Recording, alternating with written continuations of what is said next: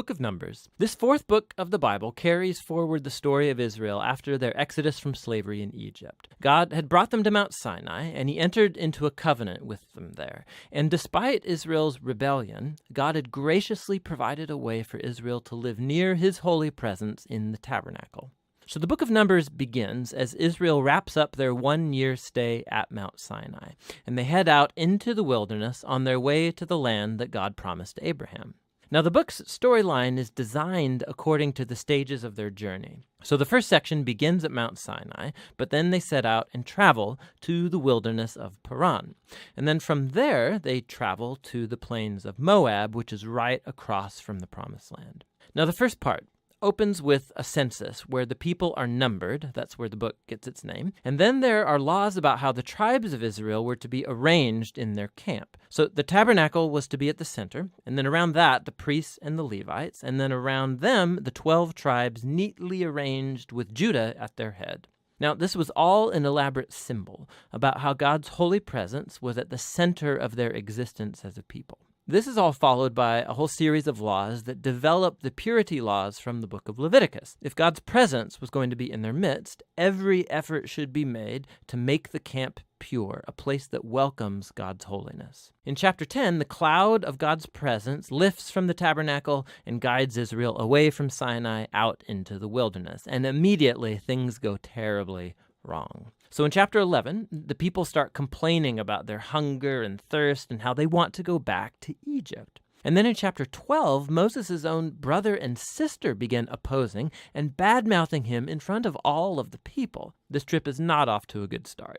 The next section begins as the Israelites arrive in the desert of Paran, about halfway to the Promised Land. And God tells Moses to send out the 12 spies, one for each tribe, so they can scout out the Promised Land. So when the spies all return, 10 of them say that there is no chance Israel can survive there because the Canaanites will destroy them. But there are 2 spies, Caleb and Joshua, who say that God can save them. But the 10 whip up the people into a fearful rage, and they start planning a mutiny. They're going to appoint a new leader and head back to Egypt. So God is understandably angry, and Moses intercedes on the people's behalf. He calls God to be faithful to his promises to Abraham. And so God does, but not at the expense of his justice. He gives these Israelites what they want, to not enter the land. And God sentences this generation to wander in the wilderness for 40 years until they die. Only their children will get to enter the Promised Land. Now, you'd think this severe consequence would wake them up, but it gets even worse. So in the next story, there's a whole group of Levites that begin a rebellion, and they challenge Moses and Aaron's leadership, saying that they have gone way too far. So God deals severely with these Levites, and he renews his commitment to Moses and Aaron as Israel's leaders. Now, as they leave the region of Paran and hit the road, it goes downhill yet again. The Israelites start complaining again about their thirst, and they ask why Moses even brought them out of Egypt in the first place. So God tells Moses to speak to a rock to bring out water for all of the people. But Moses doesn't really do this. He oversteps his bounds. He hits the rock twice and then says, "You rebels, do we have to bring water out of this rock?" So Moses dishonors God by putting himself in God's place as the one who brings out the water. And so Moses brings down on himself the same fate as the wilderness generation. He too will die in the desert and never get to enter the Promised Land.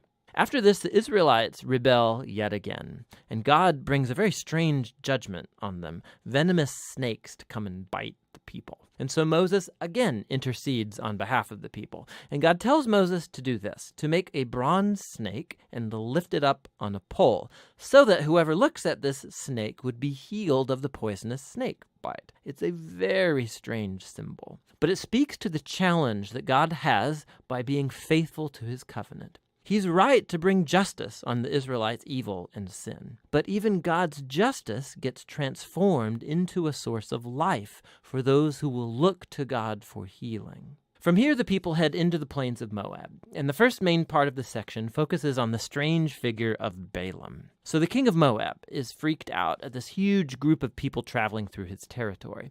So he hires a pagan sorcerer, Balaam, to pronounce curses on Israel. And 3 different times, Balaam finds that he cannot curse them.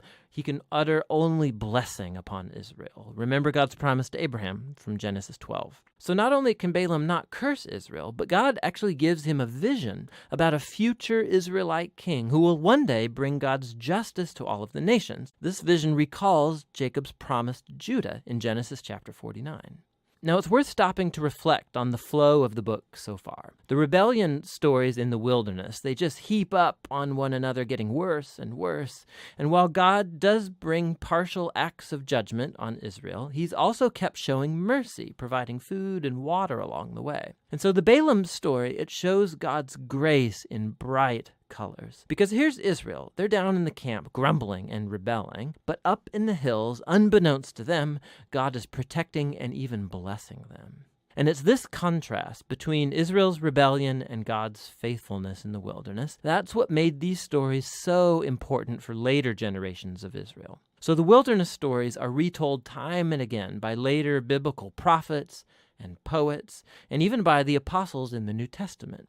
And these stories always serve as a warning that while God will remain faithful to his covenant promises, he will also allow his people to walk away in rebellion and face the consequences. After this, the rest of the book focuses on the children of the wilderness generation, and they begin preparing to inherit the promised land. They take another census of the new generation, then they go on and win a number of battles with the people groups around them, and then a few tribes even begin to settle in the promised land. So the book ends with the new generation poised to enter into the land, and Moses is about to deliver his final words of wisdom and warning. But for now, that's what the book of Numbers is all about.